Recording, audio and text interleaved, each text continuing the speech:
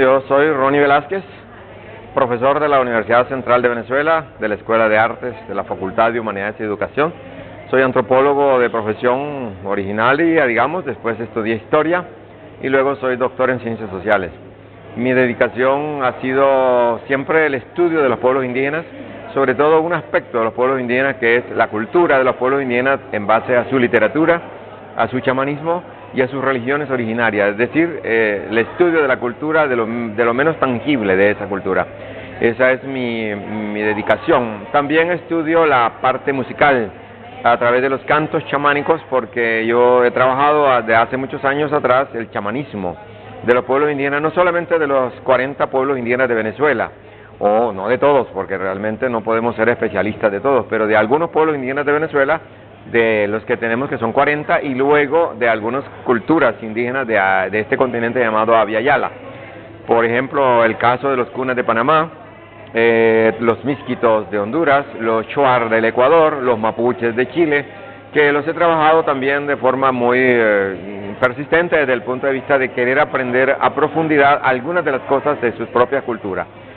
Pero es difícil penetrar de forma extraordinaria, digamos, hasta la profundidad de sus raíces, por cuanto cada cultura es un universo en el cual uno no lo puede comprender sino muy por encima, por cuanto lo que uno hace es una interpretación, y lo que verdaderamente hacemos los que trabajamos con pueblos indígenas es ser honestos en entender que ese universo es tan grandioso, tan extraordinario, que no lo podemos comprender total y absolutamente, pero nos acercamos a ellos a través de algunos elementos, en el caso mío, como vuelvo a repetir, por el lado del chamanismo, por la religión y por los cantos chamánicos.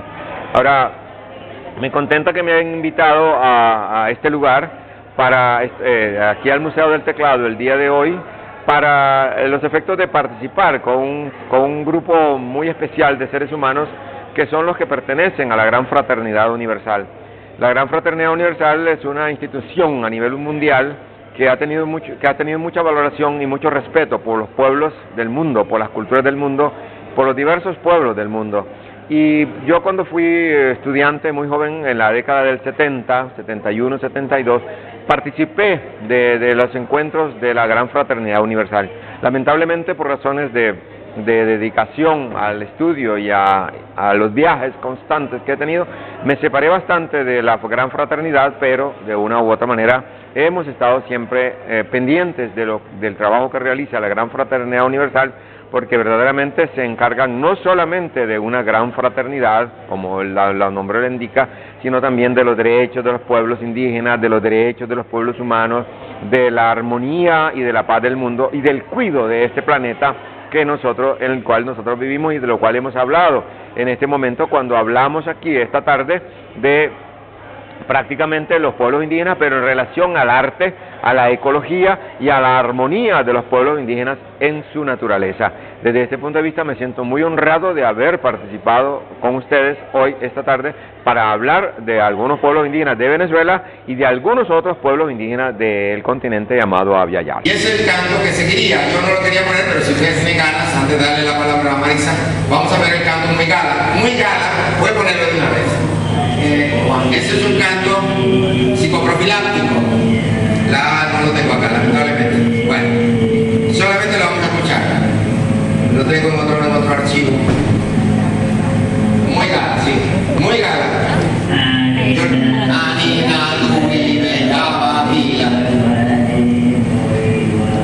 Ya les voy a explicar de qué se trata este canto.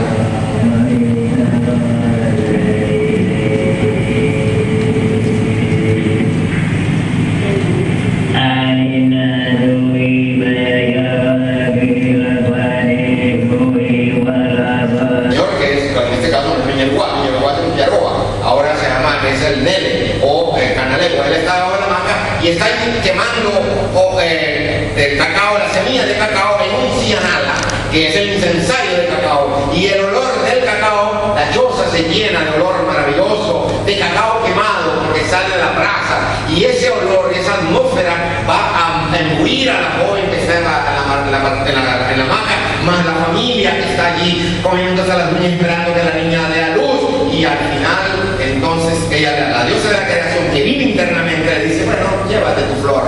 Y ahora él empieza su canto del descenso, de volver a para afuera, o la niña, pero nunca dices un niño, dices una flor, la flor hermosa, tiene color de esto y de lo otro. Es una obra verdaderamente maravillosa. Si ustedes la pudieran leer, yo disfruto muchísimo la traducción de estos cantos porque es la literatura que nosotros no conocemos y que pocas personas realmente se han puesto a estudiar. Por eso yo siempre digo, y aquí Marisa Jiménez me lo puede decir, y vamos a darle paso a ella para que tenga una palabra también, es la única entre otras personas pocas que realmente trata la literatura, o Cayucet, cual le va a hablar también, que trata la literatura indígena, que es una literatura que nunca nos enseñaron a valorar, que nunca nos enseñaron, sino que valoramos la literatura inglesa, la literatura italiana, la literatura alemana, checa, cualquier otra, pero nunca la indígena.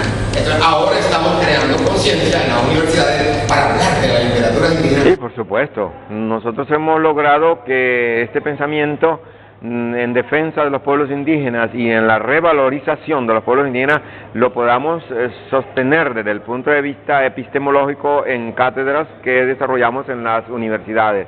Yo, por ejemplo, soy profesor de la Universidad Central de Venezuela, pero también soy profesor invitado del doctorado en Cultura y Arte de la Universidad Pedagógica Experimental Libertador, famosa UPEL.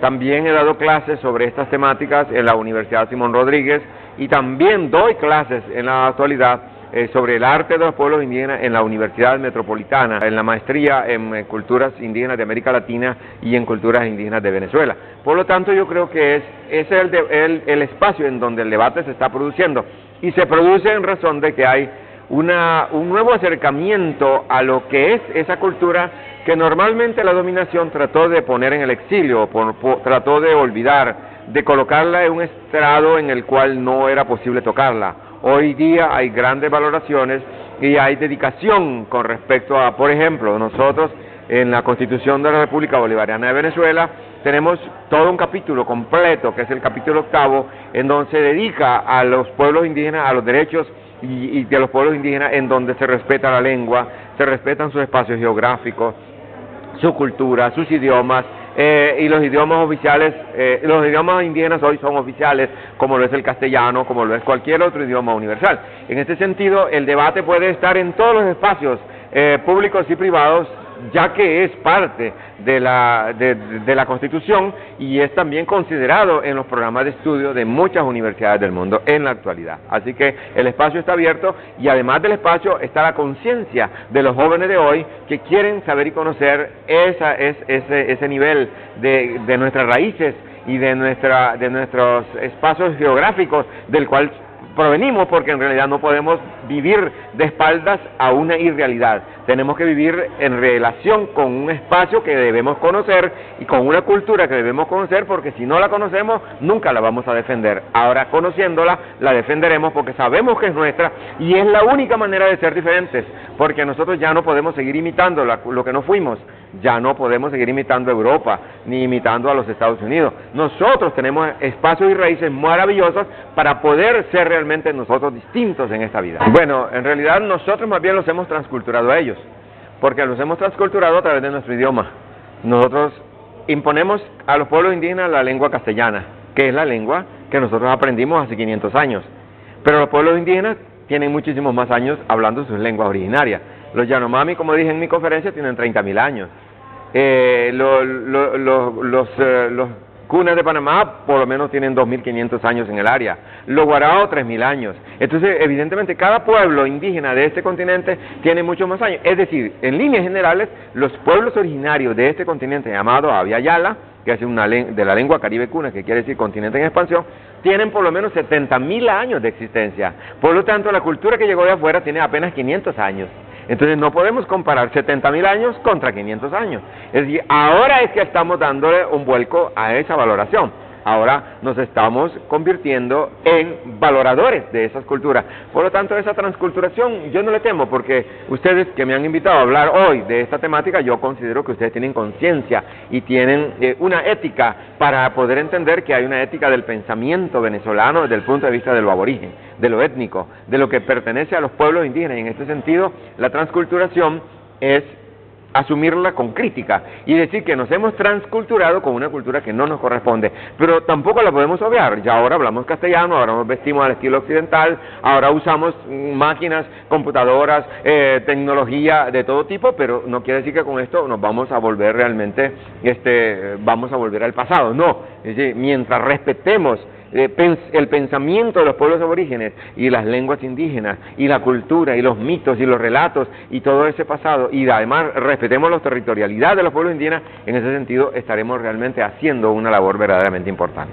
Y yo creo que esa conciencia está dada, porque en realidad yo apoyo diversos medios comunitarios y medios de todo tipo en la actualidad. ¿Cómo se llaman? Tiene un nombre, ¿no? Alternativos, los medios alternativos, yo los apoyo. Los apoyo sin ningún ambaje, donde me inviten a dar una charla yo voy, donde me inviten a una conferencia yo estoy, me invitan a participar de un trabajo de investigación yo participo, oriento a mis estudiantes para que hagan trabajo con los pueblos indígenas, les digo vayan a los Guaraos, vayan al Amazonas, vayan a la frontera, porque es la única manera de tener una conciencia. Hãy subscribe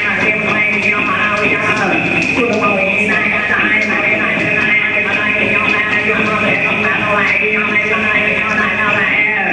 Gõ để không bỏ lỡ những video hấp dẫn.